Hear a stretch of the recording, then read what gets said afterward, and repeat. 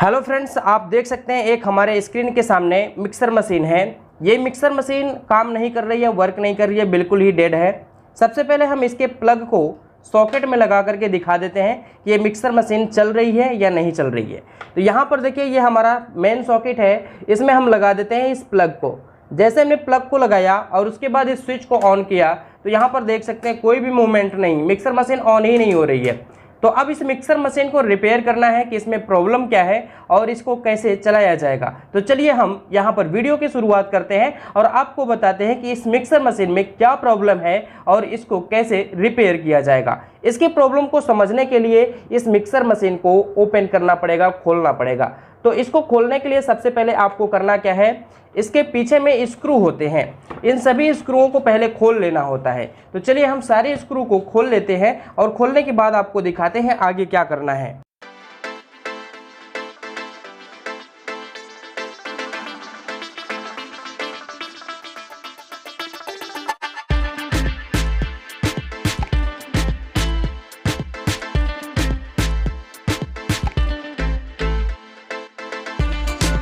तो देख सकते हैं इस मशीन के पीछे के सारे स्क्रू खुल चुके हैं। अब इन सारे स्क्रू को खुल जाने के बाद इस कवर को यहाँ से हटा लेते हैं। तो देख सकते हैं ये जो हमारा बैक कवर है, इसको कुछ इस प्रकार से यहाँ से हटा लिया जाएगा। हो सकता है एक आध स्क्रू इसमें पकड़ा हो अभी, तो इसको इस तरह से हम खोल लेंगे और उसके बाद इस प्लेट को यहाँ से हटा लेंगे।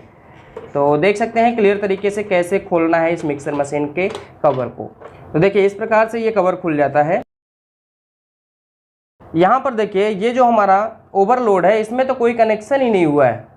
इसका मतलब कि इसमें कुछ ना कुछ प्रॉब्लम ज़रूर है। इसको किसी ने खोला हुआ था, इसकी वजह से कुछ प्रॉब्लम हुई और वो उसी प्रकार से रख दिया और वो नहीं चल रहा है। तो पहले तो हम इसको डायरेक्ट चला करके देखते हैं, बिना ओवरलोड के चला के देखते हैं और देखते हैं क्या होता है, ये चलता है या नहीं चलता है।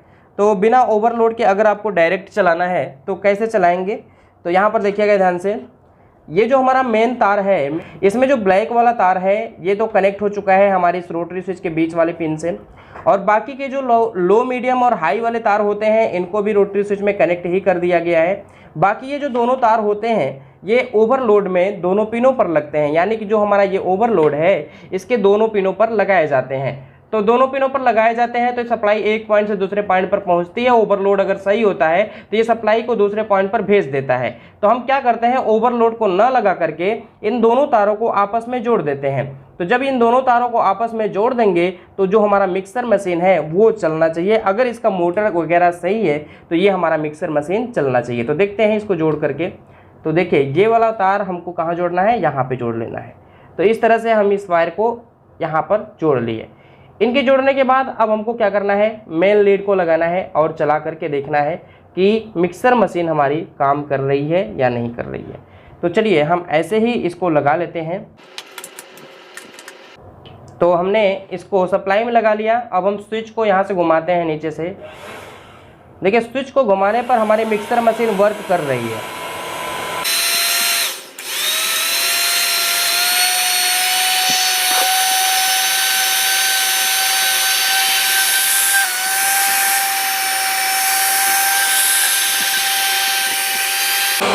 मिक्सर मशीन चल रही है और इस टाइम पे हम इसका एम्पियर चेक करके देखते हैं। तो देखिए हमने इस पे एम्पियर पे सेट कर लिया है और सेट करने के बाद हम किसी एक तार में इस क्लैंप को लगा देंगे और हमको एम्पियर पता चल जाएगा।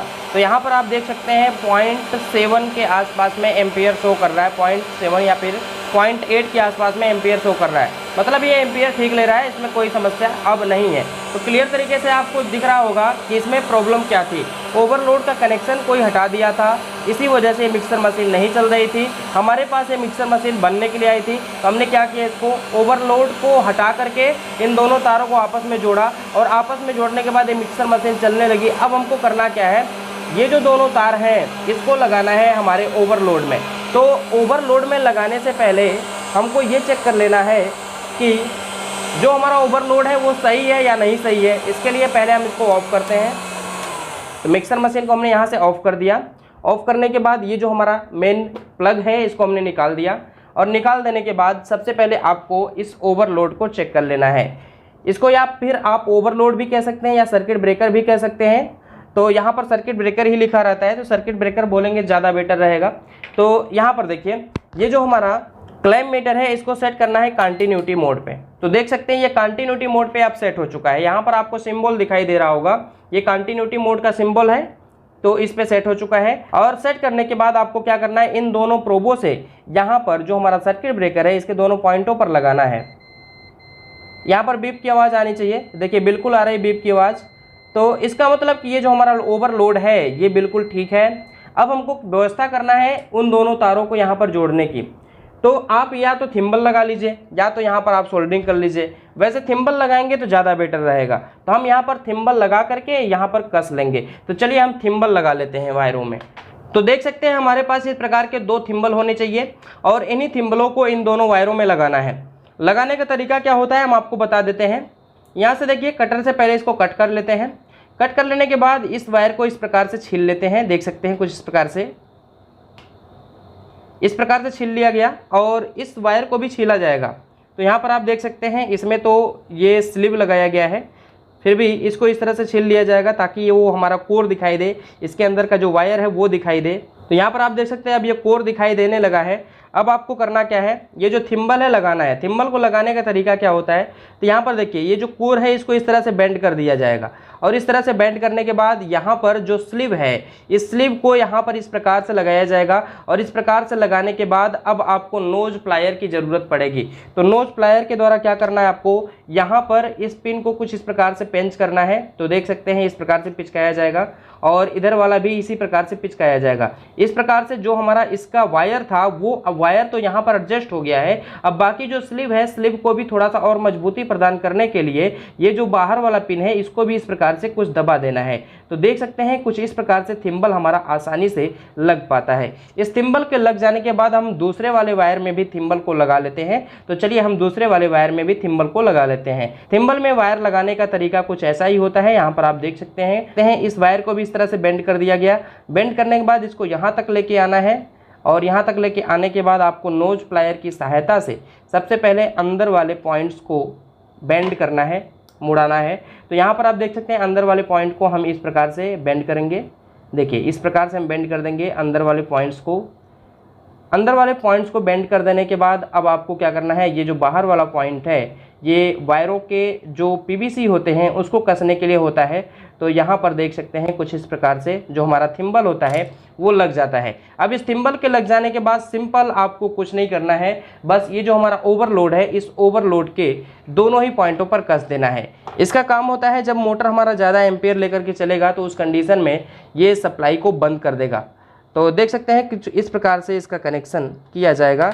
दोनों ही थिम्बल हमने ओवरलोड में कुछ इस प्रकार से लगा दिए हैं। इस प्रकार से लगाने के बाद अब इसको असेंबल कर दिया जाएगा, यानी कि ये जैसा था पहले वैसा ही कर दिया जाएगा। इसको इसमें कस दिया जाएगा और कसने के बाद जो हमारी मिक्सर मशीन होगी वो बेहतर तरीके से काम करेगी। तो यहाँ पर आप देख सकते हैं कुछ इस प्रकार से जो हमारी मिक्सर मशीन है वो बन करके तैयार हो जाएगी। देखिए ये बैक कवर लग गया है। बैक कवर के लग जाने के बाद अब यहाँ पर स्क्रू टाइट कर लेना है। तो चलिए हम स्क्रू को टाइट कर लेते हैं।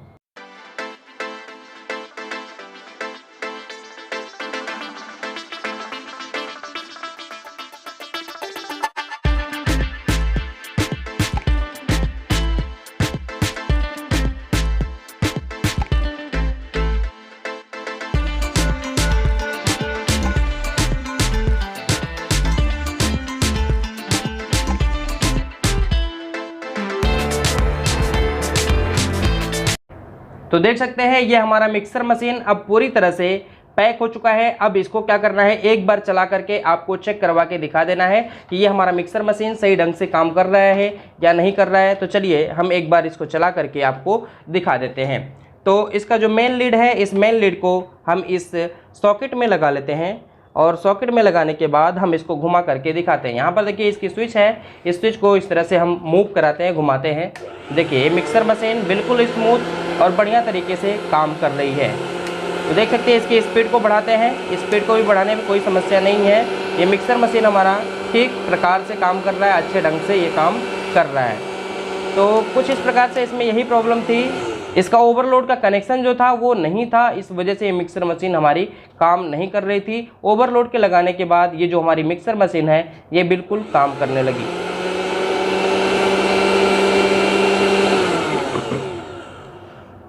तो देख सकते हैं कुछ इस प्रकार से मिक्सर मशीन को रिपेयर किया जाता है। इसमें क्या गड़बड़ी होती है सबसे पहले उसको देखना होता है। तो इस वीडियो में बस इतना ही, मिलते हैं नेक्स्ट वीडियो के साथ, तब तक के लिए धन्यवाद, जय हिंद।